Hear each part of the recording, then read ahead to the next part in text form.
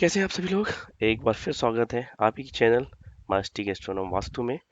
और हम आज बात करने वाले हैं देवगुरु बृहस्पति के बारे में। देवगुरु बृहस्पति का डिफरेंट राशियों के साथ और डिफरेंट हाउसेस में क्या इम्पेक्ट होगा, ये हम पूरी सीरीज में लर्न करेंगे।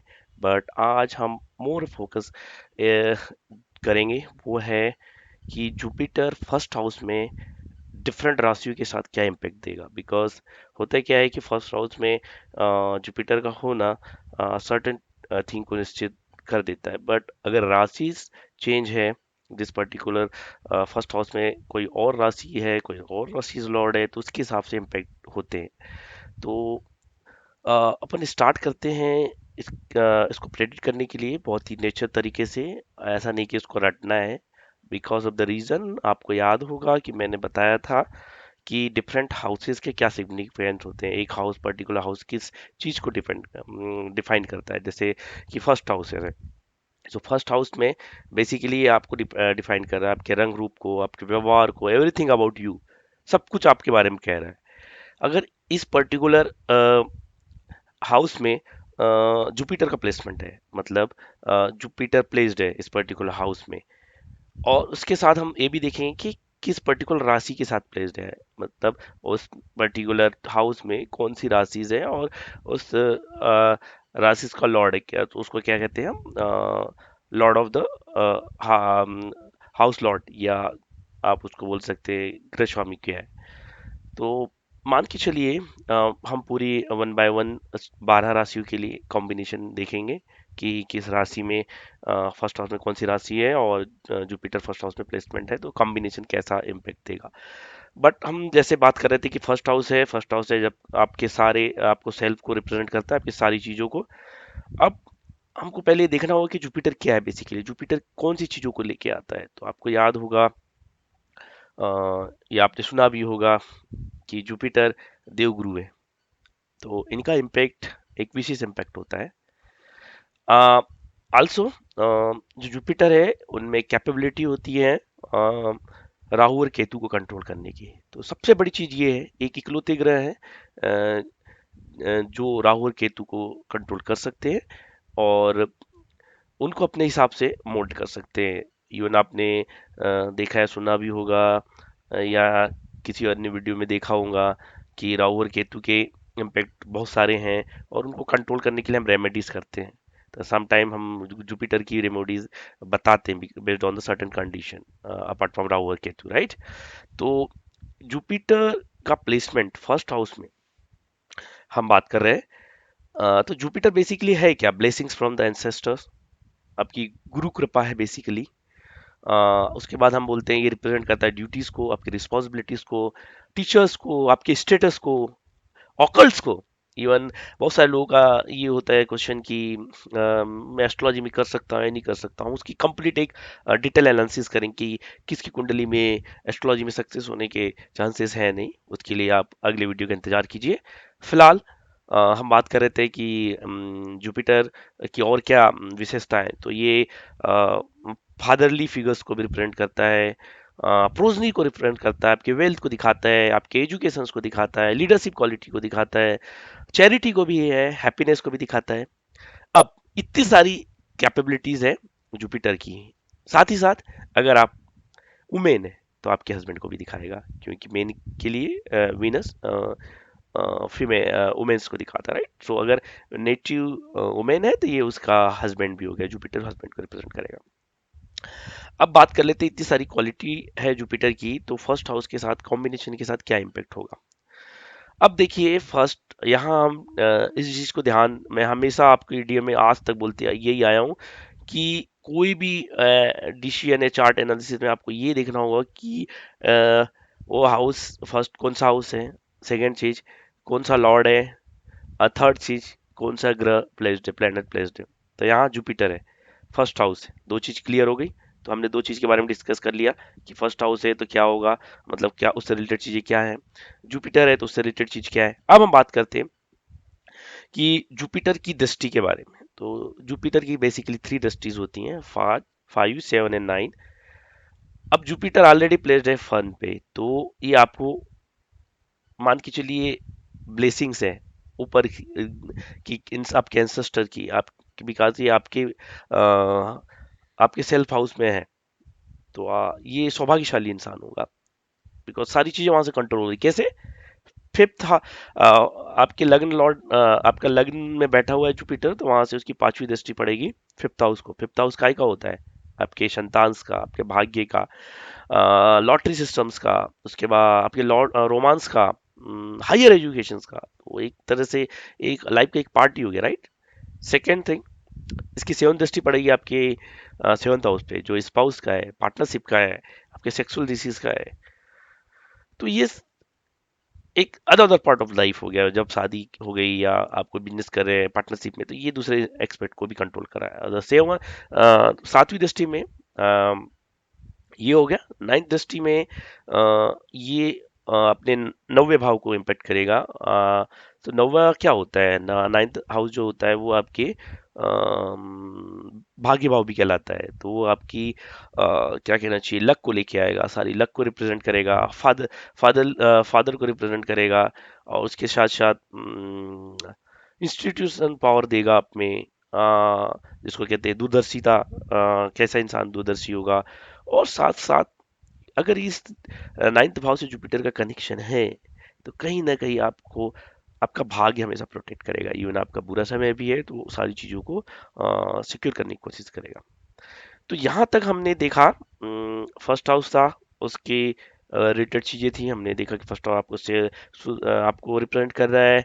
गुरु जी, गुरु बैठे हैं जुपिटर, देवगुरु बृहस्पति, तो ये आपके 5, 7, नाइन्थ हाउस को कंट्रोल कर रहे हैं, और साथ में उसकी खुद की खुद की कैरेक्टरिस्टिक्स है, जैसे उनकी मैंने बताया था कि आपके रिस्पॉन्सिबल बनाएगा, ड्यूटीज से रिलेटेड है, स्टेटस से है, गुरु से है, ओकल से, फादरली फिगर्स को रिप्रेजेंट करता है, हायर एजुकेशन को, लर्निंग्स को, वेल्थ को, आपके हैप्पीनेस को। तो ये कॉम्बिनेशन हो गया। अब 5, 7, 9 दृष्टि से आपके प्रोजनी से को कंट्रोल कर रहा है, आपके संतान को कंट्रोल कर रहा है, एजुकेशन को कर रहा है, स्पाउस को कर रहा है। तो ये जो दृष्टियां है, कॉम्बिनेशन अगर फर्स्ट हाउस में है, यहाँ तक एकदम परफेक्ट है, कि ऐसा जातक रेयरली अच्छी कुंडली मानी जाती है। अब इसके बाद आते हैं कि स्पेशल राशि के हिसाब से उनके क्या इम्पेक्ट होंगे। जब हम राशि की बात करते हैं, तो हमने 12 राशि पढ़ी हैं। पहला होता है मेष, एरिस। तो एरिस राशि में बेसिकली होता क्या है, कि आपको मैंने एक और वीडियो दिया था कि राशि के हिसाब से कैरेक्टरिस्टिक्स हम डिफाइन करते हैं, राइट? तो अगर एक कॉम्बिनेशन बन रहा है, तो बेसिकली होगा क्या कि ओवरऑल लाइफ जो होगी, वो गोल बेस्ड फोकस होगी। वो इंसान एक एम लेके चलता है लाइफ में, और जो भी करता है एक नेचुरल लीडरशिप क्वालिटी होती है उसमें, और डेफिनेटली स्पिरिट से भरपूर होता है। सेकेंड चीज हम बात कर रहे हैं टोरस की, वृष की। सो वृष में बेसिकली अगर ये वृष राशि में होता है, तो अम, उसमें एक प्रैक्टिकल लाटी होती है, वो प्रैक्टिकल होता है। उसके साथ साथ स्टेबिलिटी का एक स्ट्रॉन्ग सेंस होता है उसमें। उसको उसके फाइनेंशियल जो मैटर्स होते हैं उसमें बहुत अच्छे से डील कर सकता है। साथ ही साथ उसको चैलेंज एक्सेप्ट करता है का पोटेंशियल होता है, बिकॉज किसी भी चैलेंज को एक्सेप्ट करके उसको कंप्लीट कर सकता है। अब आते हैं हम जेमिनी, मिथुन। तो मिथुन राशि, the combination because of three, कि फर्स्ट हाउस हो गया, जुपिटर हो गया, एंड देन जेमिनी साइन में। तो इसको एक्चुअली इंटेलेक्चुअल कैपेबिलिटी देता है। वो एक इंटेलिजेंट पर्सनालिटी होती है, कम्युनिकेशन स्किल बहुत बेटर होती है, और किसी भी पर्टिकुलर सिचुएशन को एडाप्ट कर सकता है, किसी भी परिस्थिति में अपने आप को ढाल सकता है। इसकी सोशल लाइफ बहुत अच्छी होगी, और साथ ही साथ वो उसके पर्सनल ग्रोथ में भी हेल्प करेगी। हम बात करते हैं कैंसर की। अब अगर फर्स्ट हाउस में जुपिटर है विराजमान, वे कैंसर राशि है, तो हम ये बोलेंगे कि थोड़ा सा सेंसिटिव होता है, इमोशनल होता है, फैमिली के साथ जुड़ा हुआ होता है, बहुत ज़्यादा अटैचमेंट होता है फैमिली एंड होम से। अब बोला जाए कि अम, वो करियर ओरिएंटेड होता है, उसको पैशन होता है, एक जुनून होता है करियर में कुछ करने का। अब बात करते हैं लियो की। सो लियो बेसिकली, ये आल कॉम्बिनेशन विथ लियो बनाता है उसको कॉन्फिडेंट। आप दिखाऊंगा, देखने में आएगा कि अगर लियो है फर्स्ट हाउस में विद जुपिटर प्लेसमेंट, तो आप देखना वो कॉन्फिडेंस से भरपूर होगा, साथ ही साथ चार्मिंग होगा। आपने एक चीज और नोटिस करना, अगर आप कैलकुलेट करेंगे, कॉम्बिनेशन देखेंगे, तो वो जो भी करता है या कम्युनिकेट करता है या कुछ भी प्रेजेंट करता है, तो एक क्रिएटिवनेस होती है उसमें। यस, जुपिटर है, कॉम्बिनेशन है, लीडरशिप क्वालिटी ऑब्वियसली आएगी इसके साथ। एंड वो किसी भी कंडीशन से लड़ने की शक्ति मिलती है। अगर वो किसी अदर प्लैनेट पोजीशन के कॉम्बिनेशन के कारण लाइफ में अगर कुछ प्रॉब्लम में डाउनफॉल हुआ, तो उससे उभरने की कैपेबिलिटीज होती है। अब लियो के बाद आते हैं हम वर्गो में। तो वर्गो में बेसिकली क्या होता है कि ये अगेन प्रैक्टिकल बनाता है इसको, और एक मेहनती काइंड ऑफ बोलूंगा पर्सनालिटी होती है। अम, अपने रिलेशनशिप को लेके कुछ ज्यादा ही फोकस्ड होता है, हेल्थ कॉन्शियस होता है, और अपने पर्सनल ग्रोथ के लिए पूरी तरह से समर्पित होता है। अब बात करते हैं लिब्रा की। तो लिब्रा में बेसिकली एक ये कॉम्बिनेशन बेसिकली उसको डिप्लोमेसी प्रदान करता है। डिप्लोमेसी इन द सेंस किसी भी कंडीशन के हिसाब से बात करता है, किसके सामने कैसे बात करना है, उसको डिसीजन लेने की एक अद्भुत क्षमता होती है, और रिलेशनशिप को एक बैलेंस करने में माहिर होता है, जिसको कह सकते हैं। और अदर कैपेबिलिटीज जैसे किसी भी कंडीशन से लड़ने में समर्थ होता है। इसके बाद आते हैं हम स्कॉर्पियो। सो स्कॉर्पियो अगर प्लेस्ड है फर्स्ट हाउस में और ये कॉम्बिनेशन बनते हैं, तो एक अलग सा पैशन होता है उसमें किसी भी चीज को करने का। अम, अपने आप को ट्रांसफॉर्म कर लेगा वो सिचुएशन के हिसाब से। अगर हम बात करें तो उसमें एक चुंबकीय गुण होता है दूसरों को अट्रैक्ट करने का। डेफिनेटली वो स्पिरिचुअल में कुछ अच्छा ही करता है, और चैलेंज को अगेन एक्सेप्ट करता है, और उसको पूरा भी करता है। अब सेजिटेरियस की बात करते हैं। तो सेजिटेरियस इसका एक मूल त्रिकोण शाइन भी है, तो ये बहुत ही अच्छी इफेक्ट देता है, इंसान को ऑप्टिमिस्टिक बनाता है, क्यूरियोसिटी वाइज बनाता है, बहुत ही क्यूरियस होता है नेचर, और एडवेंचरस बनाता है। अगर देखा जाए, जहाँ तक जनरली फिलोसफी में बहुत अच्छा करते हैं, एक नॉलेज को एक ऐसे मोल्ड करते हैं कि उसको एक पर्टिकुलर वे में यूटिलाइज कर सकते हैं। ऐसा नहीं कि आपने ये भी देखा होगा, बहुत सारे लोग होते हैं इनके पास अथाह नॉलेज होता है, बट उसको कहाँ कैसे यूज करना है वो नहीं पता होता। बट सेजिटेरियस है तो डेफिनेटली वो अपने पर्सनल ग्रोथ में और एक्सपांसन में उसको बखूबी यूज कर लेता है और अच्छी ग्रोथ करता है। बात करते हैं कैप्रिकॉन की। तो कैप्रिकॉन बेसिकली अगेन विजडम को लेके आता है, एम्बिशियस बनाता है, प्रैक्टिकल बनाता है।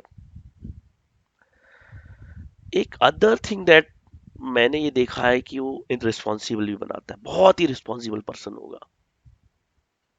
और करियर में बहुत अच्छा ग्रोथ करता है। मैंने कहना चाहिए। अब इसका रीजन क्या है, कैप्रिकॉन में बेसिकली डेप्लीकेटेड होता है जुपिटर, तो उतने अच्छे इफेक्ट नहीं देता है। तो होता क्या है कि वो बहुत मेहनत करता है, राइट, बट बिकॉज अब जुपिटर की दृष्टि पर ही अपने भाग्य भाव में, तो भाग्य भाव से जो पोटेंशियल वो मेहनत करता है, उसके कारण वो उतना ही अच्छी सक्सेस प्राप्त करता है, but little bit time consuming होता है, बिकॉज ये डेप्लीकेटेड होता है यहाँ जुपिटर। अब हम बात करते हैं एक्वेरियस की। अगर एक्वेरियस कॉम्बिनेशन है इस हाउस में तो थोड़ा सा स्पिरिचुअल क्वालिटी का होगा। जो भी सोचेगा, थिंकिंग बहुत ही इनोवेटिव होगी, कुछ नया करने की सोचेगा। अगर बात करें तो या एडवेंचरस होगा, लिटिल बिट, बहुत ज्यादा तो नहीं होगा but little bit adventurous quality होगी। उसको किसी का दबाव पसंद नहीं होगा, उसको फ्रीडम चाहिए लाइफ में, चाहे उसका पार्टनर हो, स्पाउस है, वॉट या पेरेंट्स हो, तो थोड़ा सा फ्रीडम चाहिए उसको लाइफ में। और अपना लाइफ में आगे बढ़ने के लिए अपने पोटेंशियल क्या कहना चाहिए, करियर पाथ को डेफिनेटली फाइंड कर लेगा। इफेक्ट ऑफ जुपिटर पाइसिस के बारे में बात करते हैं। Pisces mean, right? तो मीन में होता क्या है, इंसान को सेंसिबल बनाता है ये, अगर कॉम्बिनेशन है तो स्पिरिचुअल बनाता है। अ, एक क्वालिटी देगा उनको, कहना चाहिए, या एबिलिटी देगा, इंस्टीट्यूशन एबिलिटी, सो दूरदर्शी बनाता है इंसान को एक्चुअली। और जो भी एक्सपांसन करता है, किसी चीज को बढ़ाता है, इधर बिजनेस हो या कुछ भी कर रहा है, उसको एक एक्सपांड करता है मान, तो उसमें एक क्रिएटिवनेस के साथ आता है, एक नया कुछ लेके आएगा, वो माध्यम बनेगा उसके एक्सपांसन का। अब मैंने सारी चीज बता दी। आई थिंक एक चीज जो मैंने बाद में ऐड की थी, वो था कि मैंने बोला था कि अपने मूल त्रिकोण साइन में, और लास्ट में बोला था डेप्लीकेटेड। तो जुपिटर बेसिकली एग्जाल्टेड होता है कैंसर में, कर्क राशि में, और अपनी उनकी मूल त्रिकोण राशि है सेजिटेरियस। तो इन दोनों में बहुत प्यार इफेक्ट देता है। और जो डेप्लीकेटेड होता है वो कैप्रिकॉन में होता है, तो वो थोड़ा डिले होता है, बिकॉज उतना अच्छे इम्पैक्ट नहीं दे पाता। But because of ninth house, fifth house, seventh house में दृष्टि पड़ रही है, तो वो कंट्रोल कर लेता है। बट अगेन मैं यही बोलूंगा कि ये तो एक कॉम्बिनेशन, फर्स्ट हाउस में अगर जुपिटर है और विमेन राशि है, उनके साथ हमने कॉम्बिनेशन देखा। एक मैं सेपरेट सीरीज करूंगा जिसमें combination of conjunction of planets होंगे, तो एक डिफरेंट हाउसेज में क्या कंजक्शन होते हैं, क्या इम्पेक्ट होंगे, एक सेपरेट सीरीज होगी, बिकॉज अगर हम एक साथ में लूंगा तो आप कंफ्यूज हो जाओगे। होप आपको समझ में आया होगा कि बेसिकली जुपिटर फर्स्ट हाउस में विद डिफरेंट राशिज कैसा इम्पैक्ट देता है। तो आप जल्दी से सब्सक्राइब कर लीजिए, लाइक कर लीजिए चैनल को, ताकि हम ग्रो कर सके और बेसिकली नीडी पर्सन के पास ही पहुंच सके। मेरा बनाने का इतना ही मोटो है। मैं एक आईटीआई अगेन रिपीट कर रहा हूँ, बट ये वीडियोस लाने का यहाँ एक ही रीज़न है, आपको एक सटीक नॉलेज हो एस्ट्रोलॉजी के बारे में। मैं इसके बाद वास्तु भी पैरेलली स्टार्ट कर चुका हूँ और न्यूमरोलॉजी भी लेके आऊँगा, जो आपके एक सुख समृद्धि वाली लाइफ देगा, साथ ही साथ आपकी अदर को भी हेल्प करने में आपकी हेल्प करेगा। तो thank you so much for watching again. जय माँ जगदम्बे।